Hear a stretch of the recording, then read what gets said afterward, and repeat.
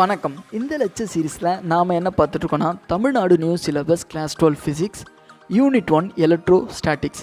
இப்போ நம்ம என்ன படிக்க போகிறோன்னா எலக்ட்ரிக் ஃபீல்ட் லைன்ஸை பற்றி படிக்க போகிறோம். இந்த எலக்ட்ரிக் ஃபீல்ட் லைன்ஸை பற்றி படிக்கிறதுக்கு முன்னாடி நம்ம சேனலை யாராவது சப்ஸ்கிரைப் பண்ணலைன்னா ப்ளீஸ் சப்ஸ்கிரைப் பண்ணுங்கள், உங்கள் ஃப்ரெண்ட்ஸ் கூட ஷேர் பண்ணுங்கள். எலக்ட்ரிக் ஃபீல்ட் லைன்ஸ்னால் என்ன அப்படின்னா, நாம் ஒரு சார்ஜ் எடுத்துகிட்டு போய் ஸ்பேஸில் வச்சோம் அப்படின்னா அந்த சார்ஜை சுற்றி எலக்ட்ரிக் ஃபீல்டு க்ரியேட் ஆகும்னு சொல்லி படித்தோம். இப்படி க்ரியேட் ஆகக்கூடிய எலக்ட்ரிக் ஃபீல்டு என்ன டைரெக்ஷனில் இருக்குது அல்லது எப்படி இருக்குது, அந்த சார்ஜிலேருந்து கொஞ்சம் தூரம் போகும்போக அந்த எலக்ட்ரிக் ஃபீல்ட் லைன்ஸ் என்ன ஆகுது அப்படின்றத பற்றியெல்லாம் படிக்கிறதுக்காக ஃபாரடேன்றவர் என்ன ப்ரப்போஸ் பண்ணுறாரு அப்படின்னா எலக்ட்ரிக் ஃபீல்ட் லைன்ஸ் அப்படின்ற கான்செப்டை ப்ரப்போஸ் பண்ணுறாரு.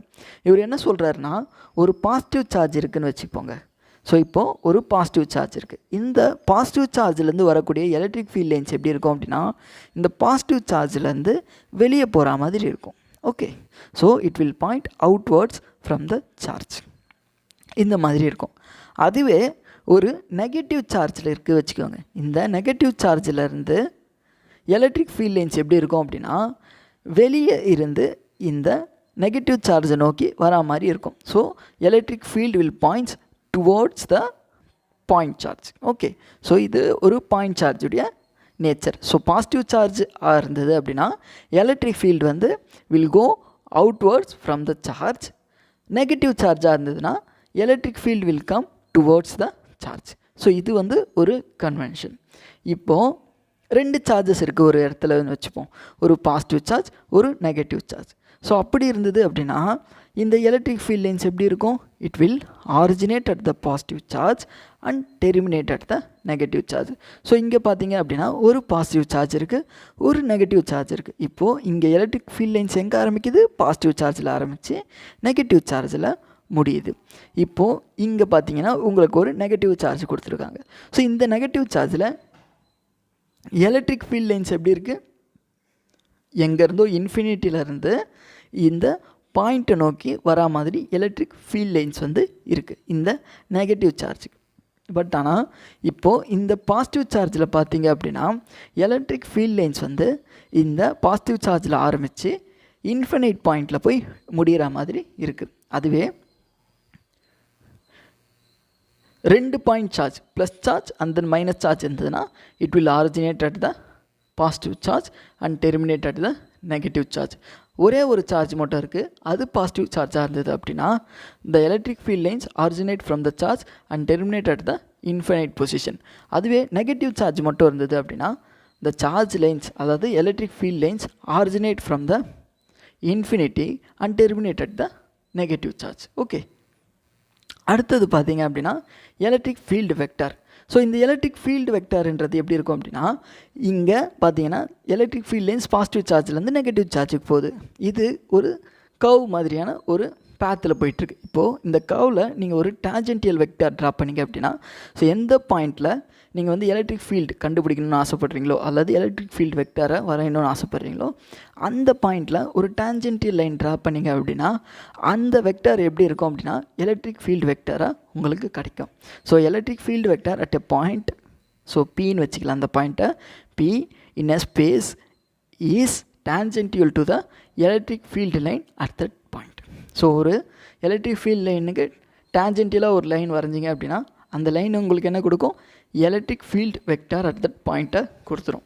இப்போ பார்த்தீங்க அப்படின்னா வந்து எலக்ட்ரிக் ஃபீல்டு லைன்ஸ்லாம் வந்து இந்த சார்ஜ் கிட்ட பார்த்தீங்க அப்படின்னா வந்து உங்களுக்கு டென்சராக இருக்கும்.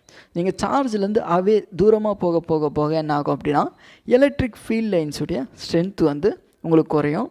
அப்போ வந்து லெஸ் டென்ஸாக ஆகிடும். ஸோ இங்கே பாருங்கள், the electric field lines are denser in the region where the electric field has a larger magnitude. அதாவது சார்ஜ் கிட்ட உங்களுக்கு வந்து எலக்ட்ரிக் ஃபீல்டுடைய மேக்னிடியூட் வந்து ஜாஸ்தியாக இருக்கும். ஏன் அப்படின்னா வந்து E is inversely proportional to 1 divided by r². So இதனால் என்ன அப்படின்னா, நீங்கள் சார்ஜிலேருந்து கிட்டே இருந்தீங்க அப்படின்னா உங்களுக்கு வந்து எலக்ட்ரிக் ஃபீல்டு அதிகமாக இருக்கும். நீங்கள் சார்ஜிலேருந்து தூரமாக போக எலக்ட்ரிக் ஃபீல்டுடைய மேக்னிடியூட் வந்து குறைஞ்சிக்கிட்டே வரும். அப்போது எலக்ட்ரிக் ஃபீல்ட் லைன்ஸ் என்ன ஆகும் அப்படின்னா, மேக்னிடியூட் ஆஃப் எலக்ட்ரிக் ஃபீல்டு எங்கெல்லாம் அதிகமாக இருக்கோ அங்கெல்லாம் வந்து number of electric field line பாசிங்கும் அதிகமாக இருக்கும். மேக்னிடியூட் ஆஃப் எலக்ட்ரிக் ஃபீல்டு எங்கெல்லாம் குறைவாக இருக்கோ அங்கெல்லாம் வந்து number of electric field lines பாசிங்கும் குறைவாக இருக்கும். ஸோ இதை நம்ம வந்து ஒரு எக்ஸ்பெரிமெண்ட் மூலியமாக கண்டுபிடிக்கலாம். இப்போ நம்ம என்ன பண்ணியிருக்கோம் அப்படின்னா ஒரு பாசிட்டிவ் சார்ஜ் எடுத்திருக்கோம், 2 பிளேட்ஸ் எடுத்திருக்கோம் ஆஃப் ஈக்குவல் ஏரியான்னு வச்சுக்கோங்களேன். அந்த 2 பிளேட்டை நம்ம ஏ அண்ட் பி அப்படின்ற 2 பாயிண்டில் வச்சுருக்கோம். எப்படி வச்சுருக்கோம் அப்படின்னா இந்த எலக்ட்ரிக் ஃபீல்ட் லைன்ஸ் வரக்கூடிய டைரெக்ஷனுக்கு பர்பெண்டிகுலராக அதோடைய பிளேட்ஸுடைய சர்ஃபேஸை நம்ம வச்சுருக்கோம். இப்போது என்ன பண்ண போகிறோம் அப்படின்னா ஏ அண்ட் பி அப்படின்ற பாயிண்டில் என்ன எலக்ட்ரிக் ஃபீல்டு லைன்ஸ், எத்தனை எலக்ட்ரிக் ஃபீல்ட் லைன்ஸ் வந்து பாஸ் ஆகுதுன்னு சொல்லி கவுண்ட் பண்ண போகிறோம். ஸோ ஏல பார்த்தீங்கன்னா ஒரு 10க்கும் மேற்பட்ட எலக்ட்ரிக் ஃபீல்ட் லைன்ஸ் வந்து பாஸ் ஆகுது. பட் ஆனால் பி அப்படின்ற பாயிண்டில் இருக்கக்கூடிய பிளேட் வழியாக ஒரு 4 எலக்ட்ரிக் ஃபீல்ட் லைன்ஸ் தான் பாஸ் ஆகுது. ஸோ இதுலேருந்து நம்ம என்ன தெரிஞ்சுக்கிறோம் அப்படின்னா எலக்ட்ரிக் ஃபீல்ட் லைன்ஸுடைய டென்சிட்டி வந்து சார்ஜிலேருந்து, அதாவது சோர்ஸ் சார்ஜிலேருந்து தூரமாக போக குறைஞ்சிரும். அதே சமயத்தில் இப்போ என்ன ஆகுது அப்படின்னா எலக்ட்ரிக் ஃபீல்டுடைய மேக்னிடியூடு என்ன ஆகுது, தூரமாக போக குறைஞ்சிடுது. அதனால் எலக்ட்ரிக் ஃபீல்ட் லைன்ஸ் வந்து லெஸ் டென்ஸாக இருக்குது. ஓகே, இப்போது ஏ அப்படின்ற பாயிண்டில் பார்த்தீங்க அப்படின்னா வந்து எலக்ட்ரிக் ஃபீல்டுடைய மேக்னிடியூட் வந்து அதிகமாக இருக்குது. ஸோ அதனால் number of electric field lines passing through a given area perpendicular to the electric ஃபீல்டும் அதிகமாக இருக்குது. ஓகே, ஸோ இதுதான் நம்ம இந்த டயக்ராம்லேருந்து தெரிஞ்சிக்க வேண்டியது. ஸோ அடுத்தது பார்த்தீங்கன்னா no 2 electric field lines intersect each other. இது ரொம்ப முக்கியமான property of electric field lines. So 2 electric field lines ஒரு பர்டிகுலர் பாயிண்டில் இன்டர்செக்ட் ஆகுமான்னு கேட்டிங்கன்னா கண்டிப்பாக ஆகாது. ஸோ அடுத்தது பார்த்தீங்க அப்படின்னா உங்களுக்கு வந்து number of electric field lines எதை டிபெண்ட் பண்ணியிருக்கு அப்படின்னா மேக்னிடியூட் ஆஃப் த சார்ஜை டிபெண்ட் பண்ணியிருக்கு. Okay, so the number of electric field lines that emerged from the positive charge are end at the negative charge is directly proportional to the magnitude of the charges. அதாவது சார்ஜுடைய magnitude increase ஆக உங்களுக்கு வந்து electric field லைன்ஸும் increase ஆகும். சார்ஜுடைய magnitude degrees ஆக electric field லைன்ஸும் degrees ஆகும். இப்போது Q அப்படின்ற சார்ஜுக்குலேருந்து 8 electric field lines வருது அப்படின்னா 2Q அப்படின்ற சார்ஜ்லேருந்து எத்தனை வரும், 16 ஃபீல்ட் லைன்ஸ் வந்து எலக்ட்ரிக் ஃபீல்ட் லைன்ஸ் வந்து வெளியே வரும்.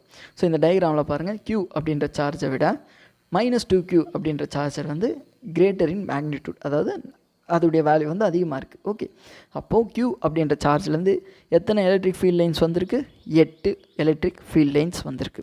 பட் ஆனால் இந்த -2Q அப்படின்ற சார்ஜ்லேருந்து எத்தனை ஃபீல்ட் லைன்ஸ் வந்து வெளியே வரும். ஸோ அதனால் இங்கே 16 எலக்ட்ரிக் ஃபீல்ட் லைன்ஸ் வந்து வெளியே வந்திருக்கு.